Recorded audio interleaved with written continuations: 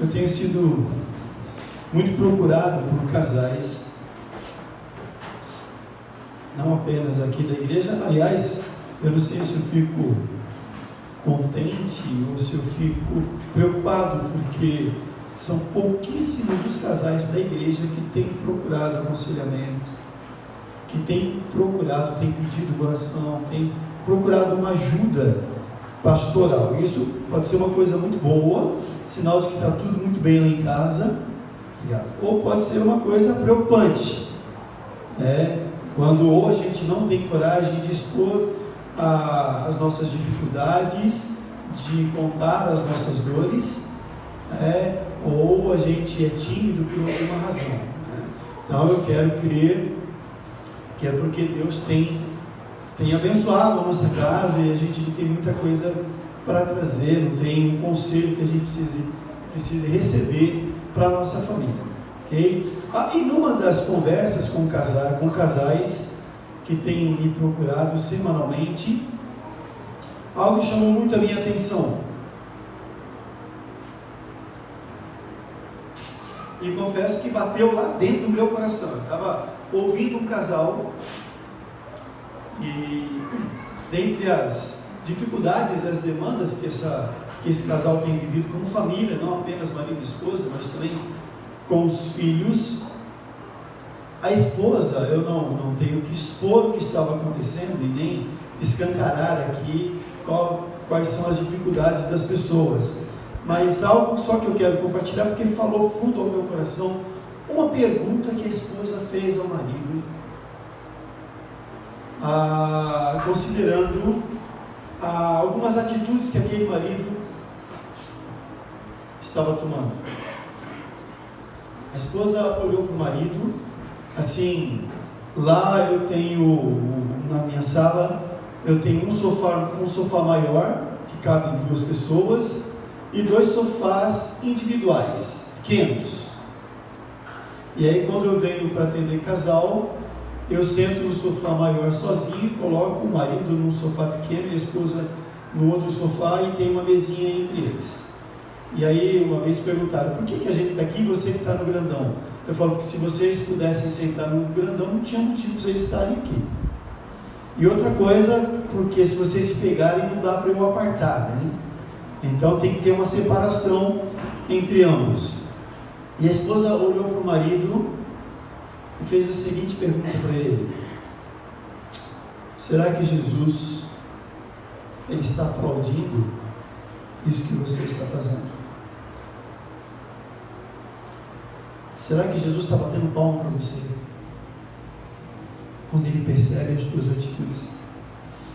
Foi uma pergunta simples, mas fantástica, porque eu nunca tinha pensado nisso.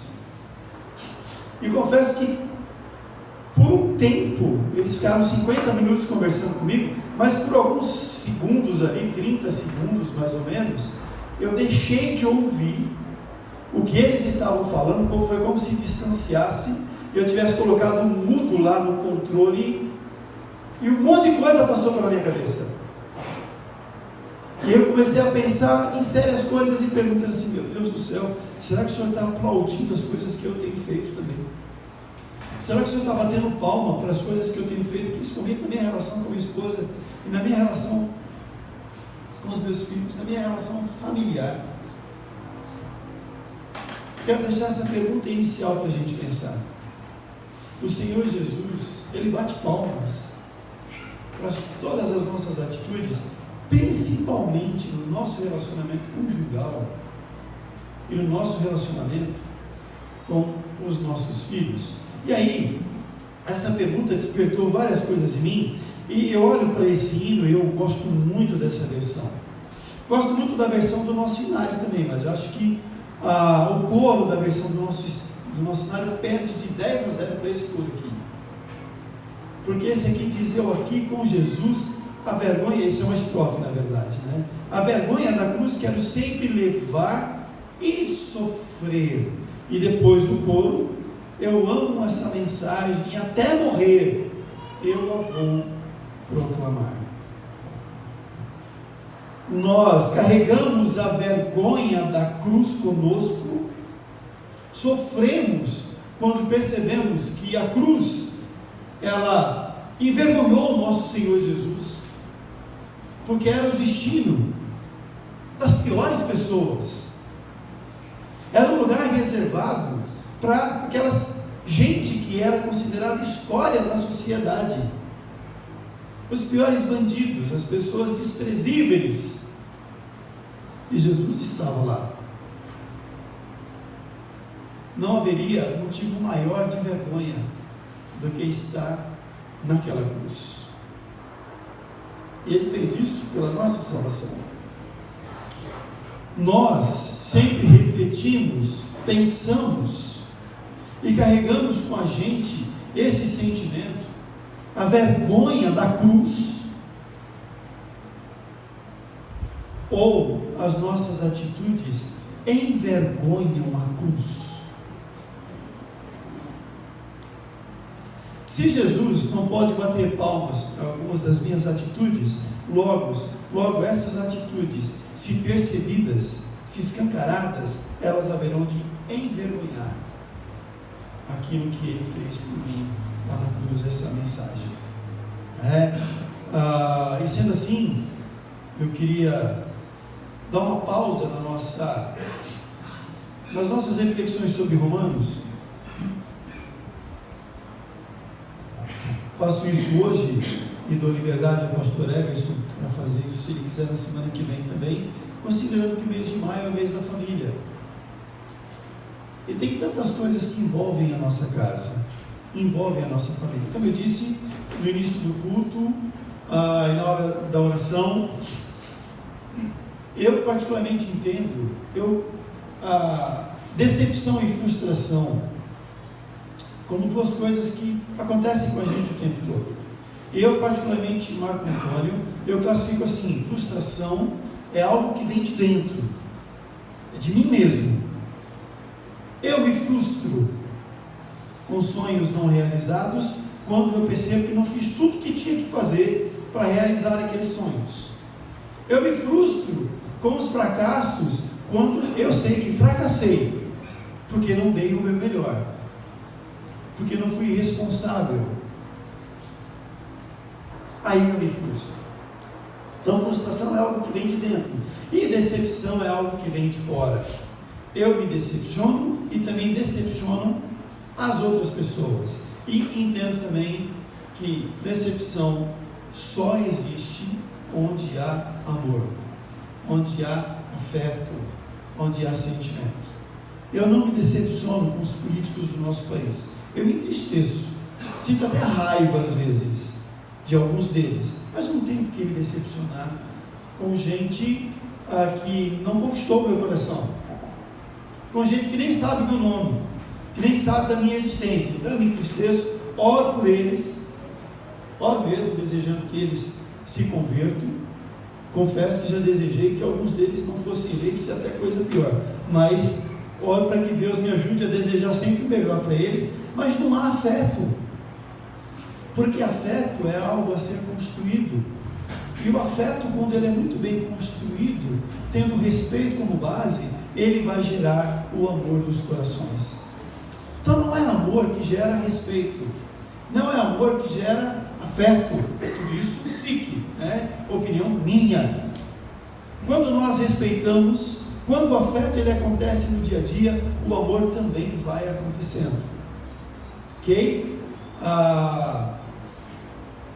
E para que essas coisas elas sejam reais, elas sejam percebidas e elas cresçam na nossa caminhada, principalmente dentro da nossa casa, tem alguns fatores importantes que eu quero destacar para a nossa reflexão nesta manhã. Eu quero primeiro dizer que uma frase que eu já disse algumas vezes aqui, que muito chamou a minha atenção, foi numa igreja, a igreja do Bispo Ronildo, que já esteve aqui pregando, esteve aqui no ano passado. Em 2016, o tema da igreja Pentecostal da Bíblia no Brasil para o ano todo foi ser uma igreja bíblica e relevante.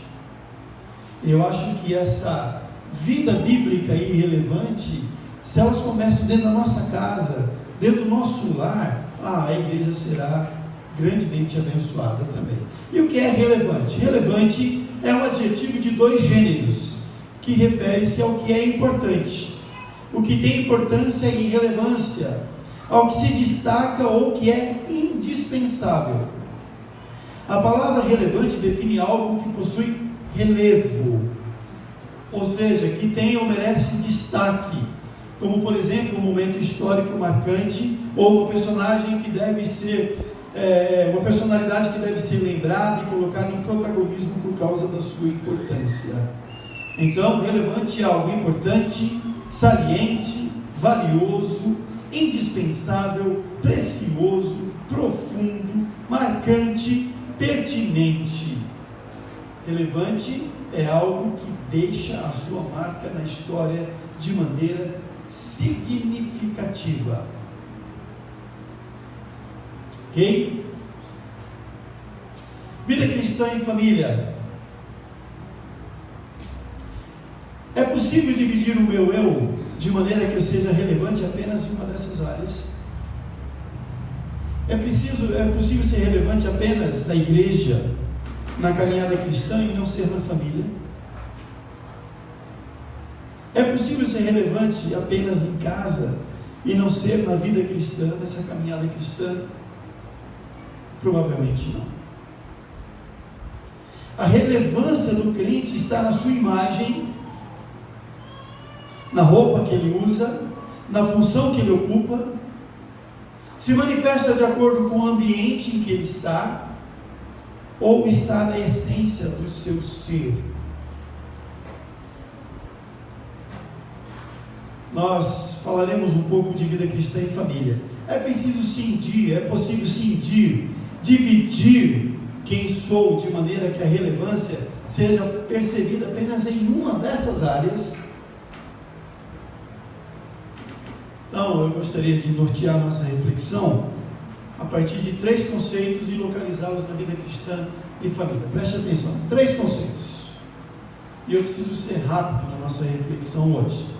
Os conceitos são prioridade, exclusividade e responsabilidade.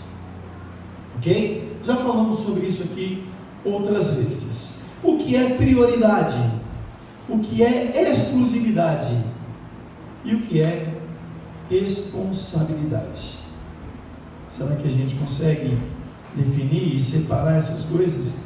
E aí a nossa base é o Salmo 127, um salmo bastante conhecido. A gente já falou bastante sobre o Salmo 127. Nós vamos ficar em pé e leremos todos juntos o Salmo 127, conforme está projetado lá na parede. Vamos lá?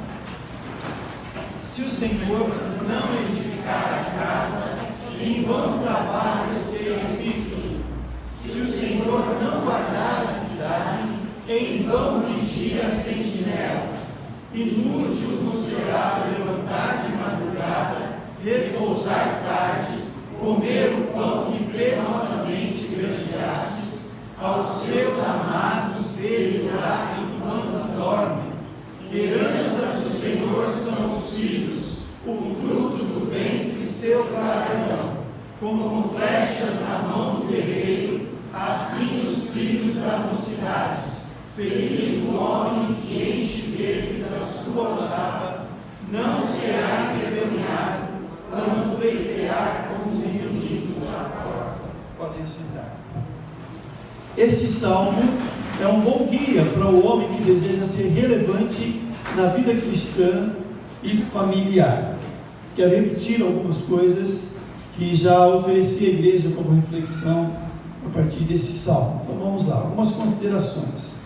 Salomão escreve este salmo e ele trata de pontos importantes. Ok? Vamos lembrar quem era Salomão.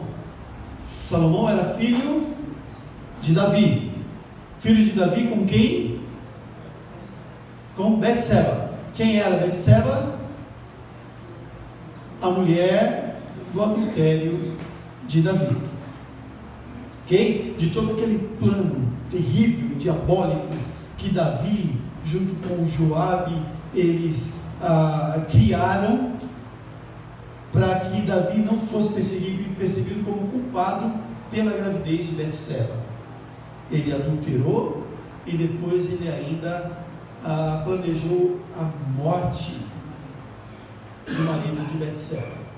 Ok? Ela engravidou, a criança morreu. E aí, o que a gente percebe é que todo Israel, de certa maneira, de alguma maneira, ficou sabendo que Davi tinha adulterado e que o filho era de Davi.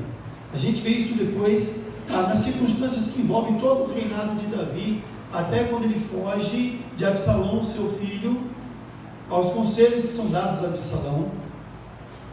O pecado de incesto que acontece na família de Davi, como ele não trata desse pecado, porque a culpa pelo adultério estava sobre Davi também. Salomão vem depois com o segundo filho de Betseba, com Davi, e eu tenho comigo que talvez a infância de Salomão não tivesse sido assim muito boa, muito agradável, porque se fosse nos dias de hoje, alguns considerariam Salomão como um filho bastardo, o filho da mulher do adultério de Davi. É um bastardo. Ele não era o filho mais velho, mas foi aquele que Deus separou para assumir o trono, para ficar no lugar de Davi como rei. E aí algumas considerações que a gente faz. Relacionamento com Deus, relacionamento familiar. Depois, Davi, sonho, responsabilidade e paixão. E aí Salomão manda um recado para Davi que a gente vai pensar. Vamos lá. Este salmo fala de relacionamento com Deus, fala de relacionamento familiar. Este salmo fala. Quando é que este salmo fala de relacionamento familiar? Olha no salmo aí. Qual é o versículo que Salomão usa, ou a partir de qual versículo ele fala de relacionamento familiar? É a partir do primeiro versículo? Pode ser.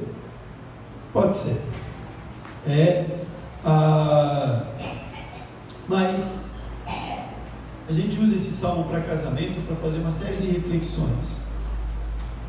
Mas na verdade, nos primeiros versículos, no primeiro e no segundo versículo, Salomão, ele chama Davi para uma reflexão.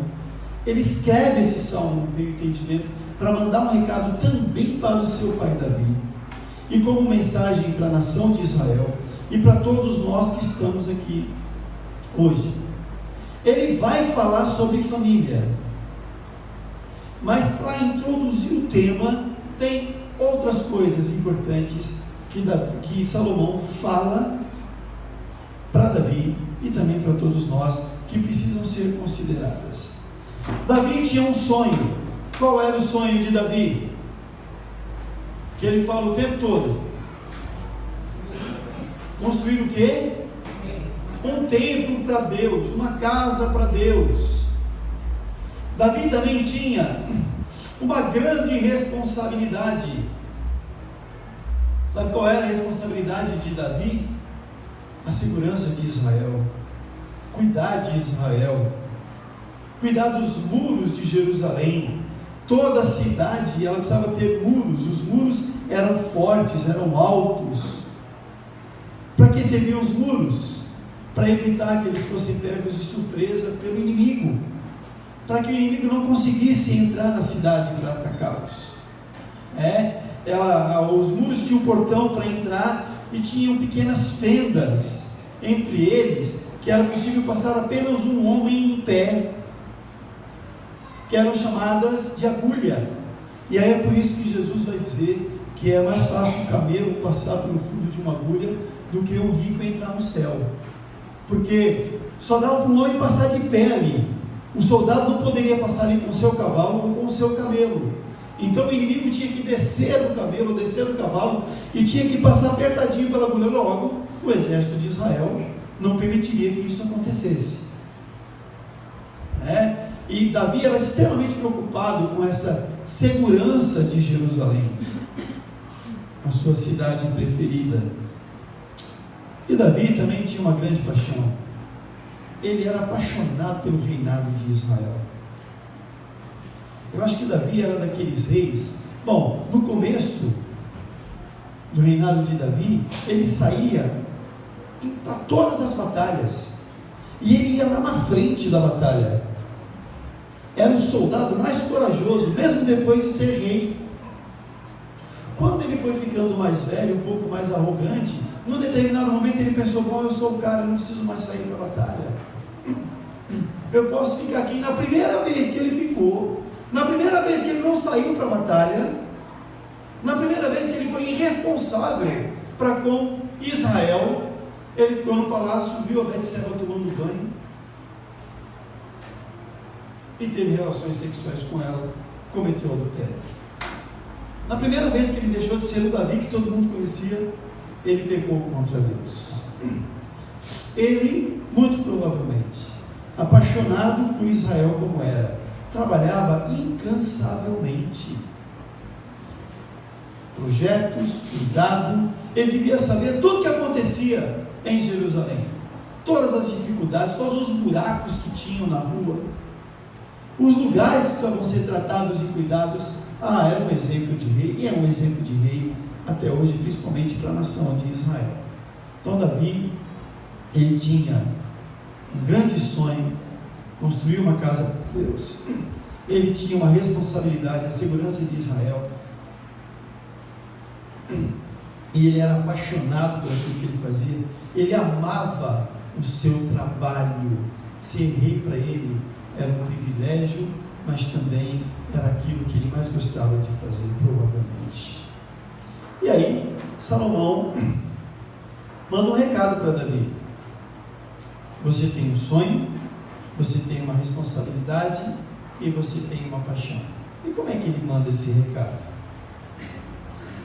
A palavra casa, no início desse salmo, eu vou repetir, você já sabe disso, mas a palavra casa em hebraico que está nesse salmo é bait, e bait é usado para templo.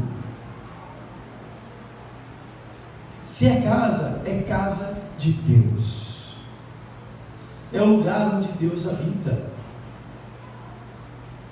Pai, você tem um sonho,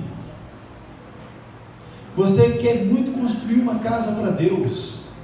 Davi passou a vida inteira pensando, planejando construir uma casa para Deus, e o próprio Deus é que vem em Crônicas e fala para ele: Davi, eu não habito em templo feito por mãos humanas, em casa feita por mãos humanas. Mas Davi tinha essa obsessão pela construção. Pai, você tem um desejo, você tem um sonho, você pensa nisso o tempo todo, você quer construir uma casa para Deus, você quer construir um templo para Deus. Deixa eu te lembrar de uma coisa: se o Senhor não edificar a casa, em vão trabalhos que edificam. Se Deus não construir a casa para Ele, será vão todo o trabalho daqueles que querem construir. E não foi Davi quem construiu o templo, foi Salomão, por ordem de Deus. Pai, você tem uma grande responsabilidade, você é extremamente preocupado com a segurança de Jerusalém, você é preocupado não só com Jerusalém, mas com todo Israel. Você se preocupa com os muros, você não quer que o inimigo chegue. Deixa eu te lembrar de uma coisa, Pai: se o Senhor não guardar a cidade, em vão vigia a sentinela. Se Deus não cuidar de Jerusalém, se Deus não trouxer segurança para Israel, nenhum exército, por mais poderoso que seja, vai conseguir guardar Israel, Pai. Israel pertence a Deus. Se Ele não guardar a cidade, em vão vigiará a sentinela. E Pai, eu sei que você é apaixonado pelo seu trabalho, gosta muito do que você faz, Se precisar, você passa a noite toda trabalhando, dorme pouco nas madrugadas, o que infelizmente não era só, não é algo que serve apenas para Davi, mas serve para todos nós hoje. Eu me coloco nesse lugar também. Você gosta de trabalhar? O autor aos Hebreus, lá no capítulo 13, no versículo 5, ele diz assim: seja a vossa vida sem avareza, contentai-vos com as coisas que tendes. Mas hoje nós vivemos uma sociedade, em todas as gerações que compõem essa sociedade, que são extremamente insatisfeitas. Ninguém nunca está satisfeito com aquilo que tem. A gente quer mais. Nós somos insaciáveis. E o mundo capitalista fez isso com a gente. Se a gente tem uma casa com 2 quartos, precisa de mais um quarto. Se tem mais um, precisa de um outro para fazer o escritório. Se a gente tem um carro bom, não precisa ser bom, tem que ser excelente, porque não pode ser zero. O celular está sempre obsoleto, então tem que ser do último tipo. Tudo tem que ser do último tipo, porque a gente liga a televisão e esse mercado oferece tudo do bom e do melhor para a gente, e a gente escuta alguns pais dizendo que trabalham para caramba porque eles querem dar o melhor para os seus filhos. O que é o melhor? Um iPhone 10 é o melhor? Um carro 0 km é o melhor? O que é o melhor? Poder viajar o tempo todo? O que é o melhor? Estudar nas escolas mais caras? O que é o melhor para os nossos filhos? O apóstolo Paulo me lembra que se essas coisas são consideradas como melhor para mim, se as riquezas desse mundo, aquilo que esse mundo quer me vender e pode me oferecer, é o que eu considero de melhor e que vai trazer boa qualidade para mim e para minha família, então eu sou o mais infeliz dentre todos os homens. Você é apaixonado pelo trabalho e acha que precisa trabalhar mais para conseguir sustentar a tua casa?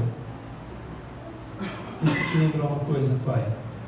Inútil vos será levantar de madrugada, repousar tarde, comer o pão que penosamente granjeastes, porque aos seus amados ele dá enquanto dormem. Você já parou para pensar nisso? Enquanto Deus está dormindo, você está dormindo, Deus está cuidando de você. Enquanto você dorme, Deus está atento a tudo aquilo que serve a tua vida, a todas as tuas necessidades, quer sejam financeiras ou que envolvam a tua saúde, a tua casa, os teus filhos. Enquanto nós descansamos, Deus zela por nós, Ele cuida de nós. E se a gente deixar de lado aquilo que é natural, o tempo certo para trabalhar, para dormir, para fazer as coisas, então será inútil o nosso trabalho. Depois de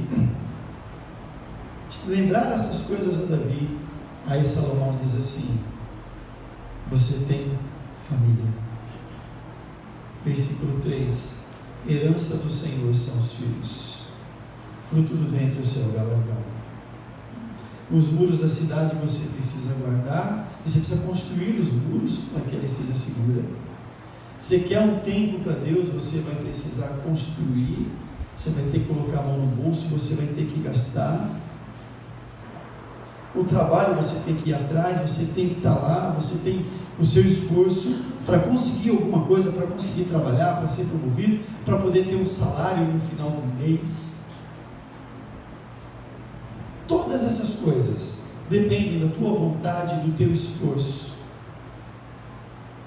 Mas os filhos, herança do Senhor. E a herança eu não construo, herança eu não compro, herança eu não produzo, herança eu recebo. E toda herança, ela é um bem muito precioso, muito valioso para aquele que presenteia. Sabe esse filho que está do teu lado? Essa menina que você chama de filha? É tua, verdade. Você e a tua esposa geraram. É verdade. É verdade. Mas foi Deus quem fez. Foi Deus quem fez. Foi Ele quem deu para a gente cuidar como herança.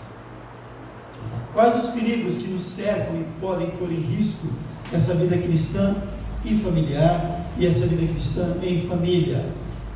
Vamos lá, algumas possibilidades. Entender a vida cristã a partir da religiosidade sem espiritualidade. A gente tem falado bastante sobre isso aqui, e aí o possível exemplo, o exemplo de Jó, capítulos de 1 a 3 e depois o capítulo 42, que nós já refletimos alguns domingos atrás. Como Jó tinha uma extrema preocupação que envolvia a sua casa, a sua família, em relação à sua família, o medo que ele tinha de perder os seus filhos. Ele intercedia por eles, ele orava pelos filhos, oferecia sacrifício pelos filhos. Esse era o maior medo que ele tinha. E aí, no final do capítulo 3, depois de ter perdido tudo, inclusive os filhos, ele diz assim: o que eu tinha mais medo me aconteceu. E talvez Jó ele lançasse mão da sua religiosidade, achando que, sendo um cara extremamente religioso, os seus filhos seriam preservados. E aí lá no capítulo 42, ele termina a história de Jó ele dizendo: antes eu te conhecia só de ouvir, mas agora os meus olhos te veem, agora eu te conheço. Agora é relacionamento com Deus.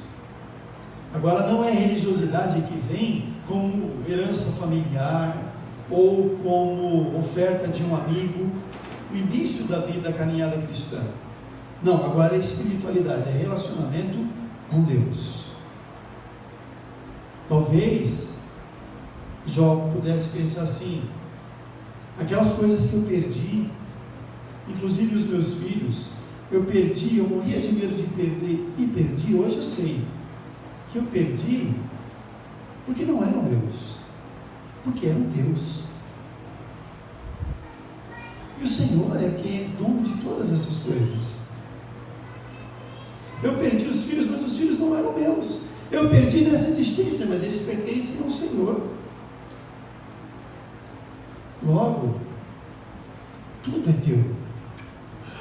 Tudo é do Senhor. Bendito seja o nome do Senhor. Se a nossa vida cristã é entendida a partir da nossa religiosidade, dos nossos dogmas, dos sacrifícios que nós fazemos, então a nossa família ela está em perigo. Muitas pessoas desprezam os filhos. Muitos pais, ao invés de despertar nos filhos o interesse em conhecer a Jesus, colocam nos filhos aversão à vida religiosa, à própria igreja, porque cobram, porque apresentam a Deus como se fosse alguém que pune, alguém que não tem amor por eles. A espiritualidade não. A espiritualidade é relacionamento com Deus, e os meus filhos e a minha esposa saberão que eu sou crente, e eles haverão de conhecer e de desejar esse Deus que é Pai, esse Deus que cuida de mim e cuida deles também. Um outro perigo: supervalorizar o sofrimento e ignorar as causas do sofrimento. 3 coisas que podem trazer sofrimento para a gente: a natureza, os conceitos de Deus, o outro e eu mesmo. Eu posso sofrer por tua causa, mas eu posso sofrer por algo que está dentro de mim mesmo. Às vezes a gente supervaloriza o sofrimento e usa o sofrimento como propaganda da nossa fé. E, sinceramente, essa fé eu não quero para mim. A fé que precisa sofrer para ser fé. Não, é preciso conhecer as causas do sofrimento e colocar essa causa diante do altar de Deus, para que Ele nos visite no nosso sofrimento. Outro possível motivo: confundir os conceitos e misturar as relações. Preste atenção nisso. O que é prioridade? O que é prioridade?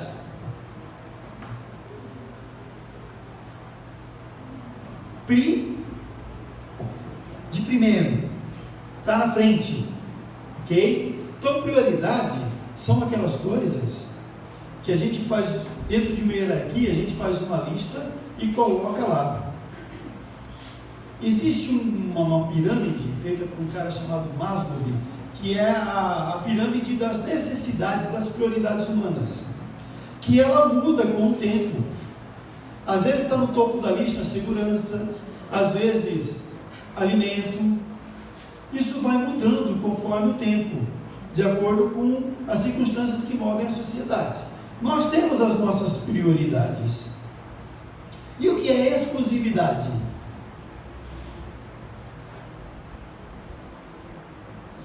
As prioridades, elas estão na hierarquia. Elas têm certo valor, porque elas podem competir com as outras coisas para ver quem é prioridade. A exclusividade é única. Não existe concorrência na exclusividade. Essa é a diferença. Outro perigo: obter a santidade por meio da opressão e repressão. A gente acha que os nossos filhos serão santos se a gente simplesmente proibir-os de fazer aquelas coisas que nós achamos que são pecaminosas. A gente proíbe, a gente oprime, a gente reprime e ele é santo. Ele pode até ser santo quando ele estiver perto de você, ou até que ele tenha a idade da razão. Aí ele vai escolher essa santidade ou não, de acordo com a vontade dele. Outro perigo: desprezar a nossa responsabilidade. Okay? O Salmo 127 me leva a entender que a espiritualidade, a vida cristã, estará presente no meu relacionamento com Deus, na minha família, em todas as áreas, quando eu entender que tudo está junto e misturado, mas que neste pacote que envolve a minha vida existem exclusividades, prioridades e responsabilidades. Enquanto a religiosidade prioriza a forma, a religiosidade prioriza o fato de eu estar de paletó ou de gravata no dia de Santa Ceia. A religiosidade também prioriza a instituição. Eu não digo que sou crente, eu digo que sou presbiteriano. Eu não digo só que sou presbiteriano, eu digo que sou fundamentalista. E aí, numa discussão, uma vez com alguns pastores: você é fundamentalista, você é tradicional, você é o quê? Eu falei: eu sou só crente. Eu tenho saudade quando todo mundo só era crente. Ninguém é pentecostal, neopentecostal, tradicional, todo mundo crente. Mas não, a religiosidade prioriza a instituição. Você tem que saber quem você é, e você tem que vender o peixe e fazer a propaganda da sua instituição. Não que não devamos valorizar a nossa instituição, a nossa igreja. Também prioriza os dogmas, os costumes, a imagem e os benefícios. A espiritualidade, por sua vez, nos torna exclusivos.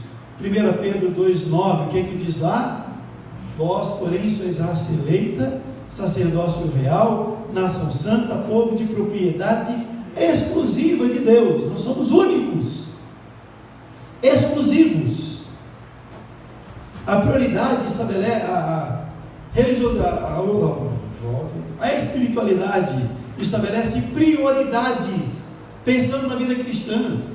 Quais prioridades esse texto aqui de Josué 1,8 e 2 Timóteo 2,15 apontam? Quais são as prioridades desses textos?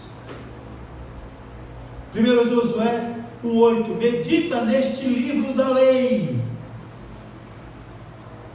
Vida devocional, Bíblia. Não cesses de falar deste livro, antes medita nele dia e noite, assim você será bem sucedido e vai prosperar no seu caminho. 2 Timóteo 2,15: procura apresentar-te a Deus aprovado, como obreiro que não tem de que se vergonhar, que maneja bem a palavra da verdade, Bíblia. E Atos 2, de 42 a 47, como é que essa igreja crescia? Ela perseverava na doutrina dos apóstolos, na comunhão, no partir do pão. Eles estavam todos os dias no templo, igreja, culto, vida devocional. A espiritualidade prioriza estas coisas, nos coloca como exclusivos de Deus e nos coloca na rota de santidade por meio da palavra e da Bíblia. Bíblia, oração, discipulado, vocação, missão, evangelização.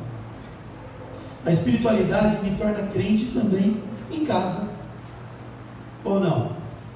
Olha aí, Efésios 5, 22, até o capítulo 6, versos de 1 a 3, Paulo vai falar lá que a gente tem que ser cheio do Espírito, e depois ele fala de família. Como é que o marido tem que tratar a esposa, como é que a esposa trata o marido, como é que os pais tratam os filhos, como é que os filhos tratam os pais. 1 Coríntios 7,14, o incrédulo, ele é abençoado no convívio com o crente, na vida familiar. E Josué 24,15, eu e a minha casa serviremos ao Senhor. Eu começo a ser crente lá dentro da minha casa. Portanto, nós podemos concluir que mesmo muito tênue, existem prioridades e exclusividades no reino de Deus, que se estendem também à nossa família. Vamos lá. Nós somos propriedade exclusiva de Deus, ok? Vida devocional é prioridade nessa caminhada. Você é a menina dos olhos de Deus, é propriedade exclusiva de Deus, e por meio da Bíblia, por meio da oração, por meio do culto, da igreja, da vida devocional, na unção do Espírito Santo, você prioriza o relacionamento com Deus. E na família? Preste atenção nisso. Filho é prioridade ou é exclusividade? Já dei a dica ali. Filho é prioridade. E não é prioridade assim, o mais velho é prioridade em relação ao mais moço. Não é assim. Um não é melhor do que o outro. A gente pode até achar que um é mais bonito que o outro, mas a gente não vai dizer isso. Que um é mais inteligente que o outro, mas todos são inteligentes. Pelo menos no nosso discurso. E perguntaram para uma mãe de muitos filhos: qual filho a senhora ama mais? Pergunta difícil. Sabe o que ela respondeu? Eu amo mais aquele que está longe, eu amo mais aquele que está doente, eu amo mais aquele que está sofrendo. O meu amor é por todos eles, mas de acordo com o que eles estão vivendo, a intensidade do amor será melhor demonstrada. Filho é prioridade. O filho é mais importante do que o Corinthians, do que o Palmeiras, do que o São Paulo, do que a Fórmula 1. O filho é mais importante do que o carro, do que a bicicleta, do que a moto. O filho é mais importante do que o vizinho da esquerda ou da direita, do que os amigos do futebol. Filho é prioridade. Se ele tiver com dificuldade, se eu estiver trabalhando, atendendo, e ele ligar a primeira vez, ou ela ligar a primeira vez, eu vou ignorar. Se ligar a segunda vez, eu vou ficar bravo, porque eu estou ocupado. Se ligar a terceira vez, eu falo: não, peraí, eu vou precisar atender. Está acontecendo alguma coisa. Eu vou pedir licença e atenderei. Filho é prioridade. E a esposa? E o marido? Exclusividade.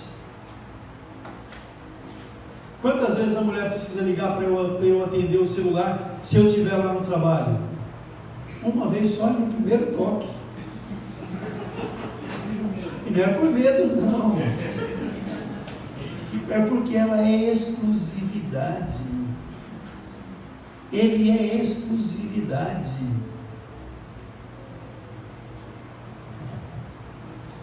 Qual é o prato principal que a mamãe faz? É aquele que o papai gosta de comer. Sabe por quê?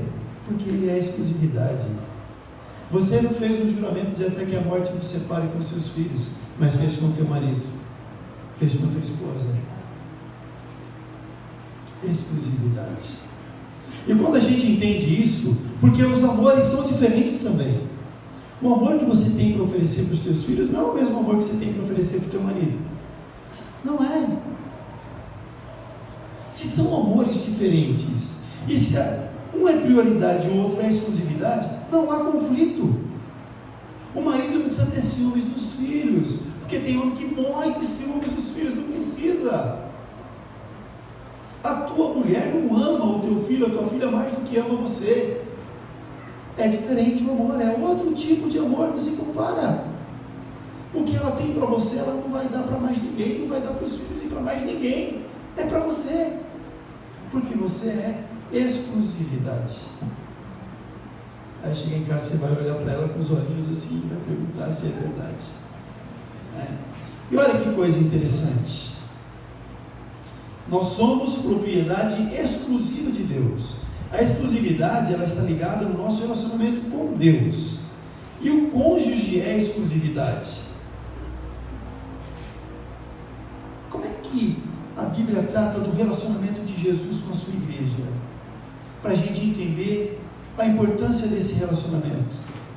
Qual é a função da igreja na caminhada com Jesus? Ela é noiva. Noiva. A noiva não é prioridade, ela é exclusividade. E aí onde entra a responsabilidade? A conversão nos coloca no caminho da santidade. Fomos separados para servir a Deus, glorificar o seu nome e gozar das suas bênçãos para sempre. Mas a nossa essência continua sendo pecaminosa. Os desejos continuam carnais, os sentimentos, o egoísmo e a injustiça ainda se manifestam. O apóstolo Paulo em Romanos, como a gente já viu aqui, fala que ele até quer fazer as coisas boas, mas dentro dele tem outro desejo movido pela carne. E ele precisa colocar isso diante de Deus, o seu espinho na carne. Nós somos pecadores, a nossa essência é pecaminosa. Somente a graça pode nos libertar e nos conduzir na vida cristã e familiar de maneira saudável, prazerosa e santa. A santidade não anula a minha humanidade, eu continuo sendo humano, sendo pecador.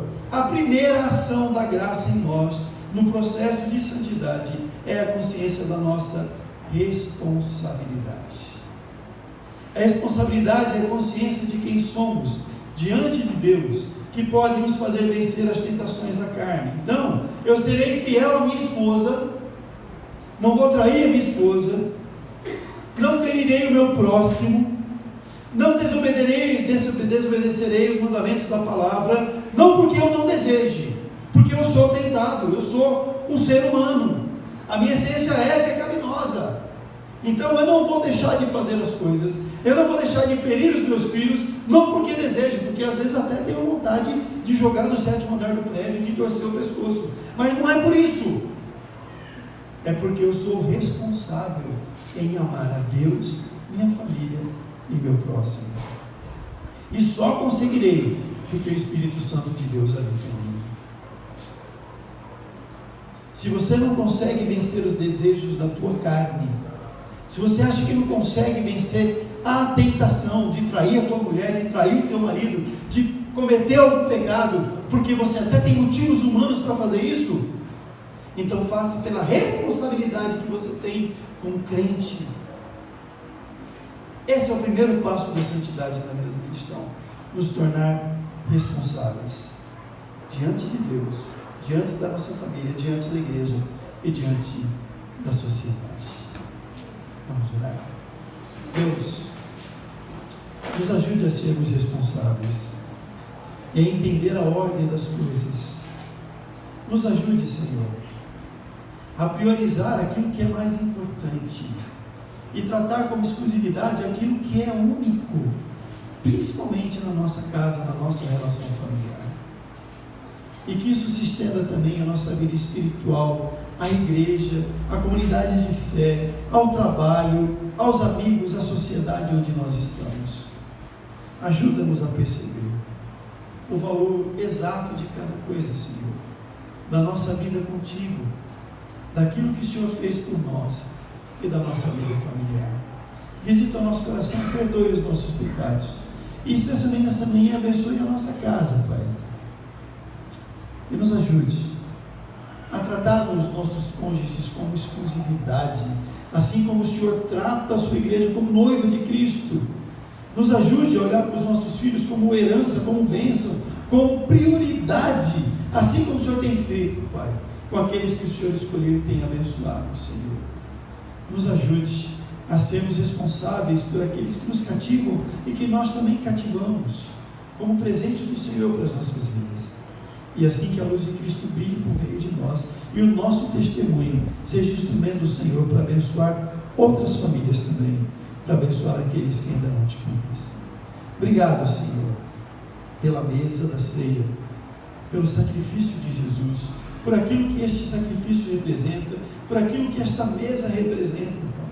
Obrigado porque a mesa nos faz perceber como nós somos exclusivos para o Senhor, porque Jesus morreu a nossa morte lá na cruz. Ó Deus, que todas as nossas atitudes, tudo aquilo que fazemos, o nosso comportamento, começando da nossa casa, na convivência com o nosso cônjuge, com os nossos filhos, glorifiquem o Teu nome, Senhor.